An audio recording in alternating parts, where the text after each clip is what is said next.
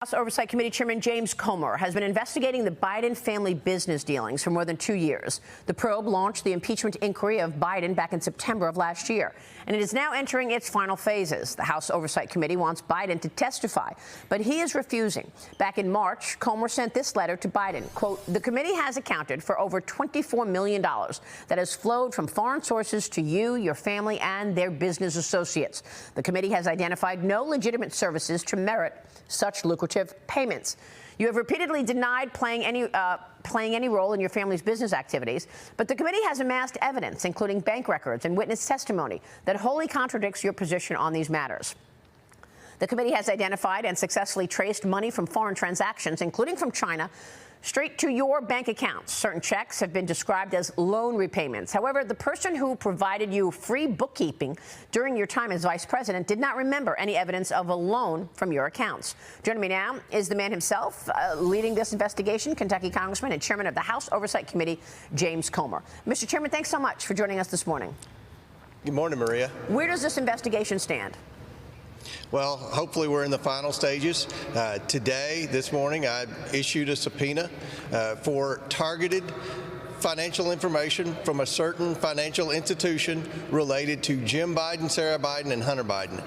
This is a result of many of the documents that Devin Archer turned over. Remember, we subpoenaed and he turned over 3.7 million documents that never before been seen by any of the IRS investigators, the Securities and Exchange investigators, or any of the different groups that have been investigating the Bidens for years and years and years. And we've been able to connect some dots, we believe, that will finally answer pretty much every question we've had about the source of these shady transactions that went into the Biden family members and what role exactly Joe Biden played in that role in his family's shady business dealings. So you've sent out the subpoena this morning to a major bank?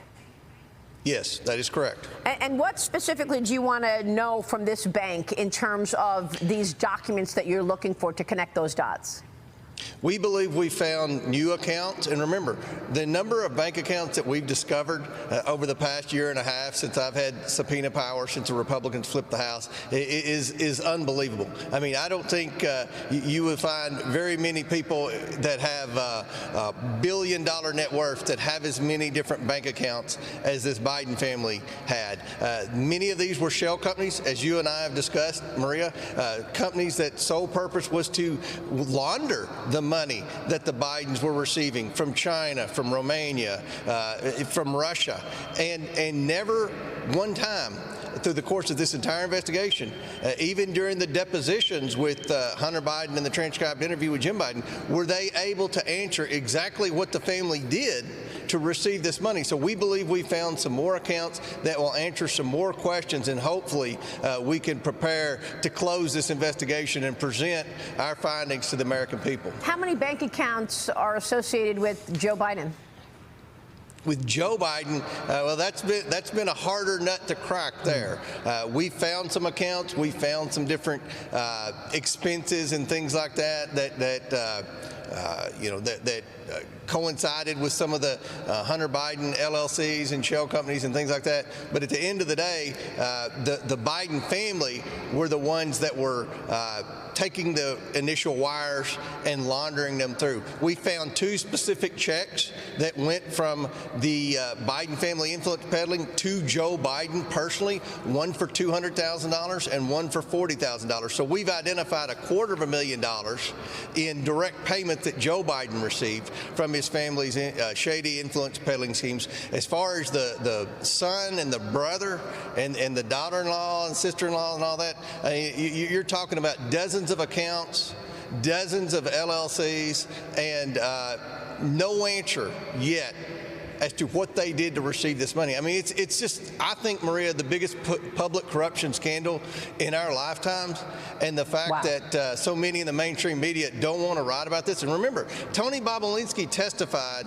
at our last hearing that what the money was from China was a bribe from the government of China to the Biden family, that there was no legitimate business there. So I think we found a lot of information. Hopefully this subpoena will be some of the last last bits of information that we have to be able to finalize this report and present it to the American people. I have the Tony Bobolinsky transcript in front of me. It is really damning. But look, you've made a couple of comments this morning. You said money laundering.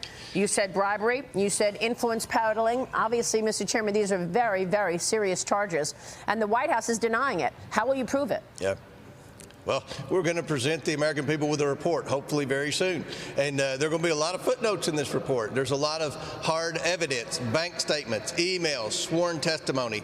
And remember, Maria, I have given both the president and the president's son an opportunity to come in front of Congress and come in front of the House Oversight Committee and explain themselves. They know exactly what we want. And with respect to Joe Biden, I understand he probably wouldn't want to go in front of the House Oversight Committee.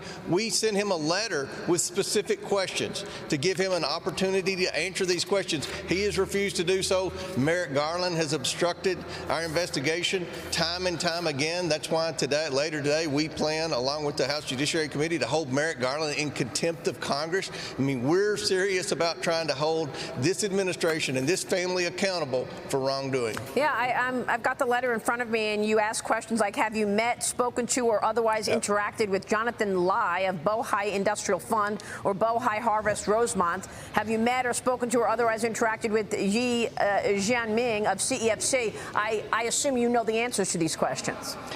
We know the answer because we've had interviews and depositions with many witnesses. So when you have witness testimony, when you have emails, when you have photographs that were found on the laptop, the evidence is overwhelming that Joe Biden was involved. And as 3 different Biden associates have testified, Joe Biden was a central figure in the Biden family influence peddling scheme. He knew full well what his family was doing, and some have even suggested that he was the closer, that he would go in when either Jim Biden or Hunter Biden had made their pitch as to why they needed to invest in the Biden brand, that Joe Biden would then appear, shake hands, have a conversation, have dinner, just so the people that were paying the Bidens would know Joe knew exactly what was going on. If you were paying the Biden family for the Biden brand, you were buying Joe Biden, and Joe Biden wanted to make sure all the shady people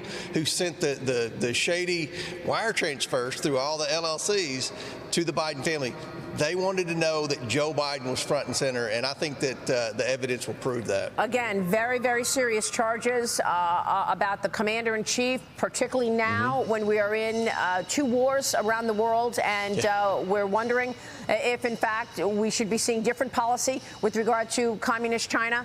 Have you heard back from the White House on any of this? Have you heard back from this? This letter was dated March 28, 2024. Have you heard back in any answer for any of this?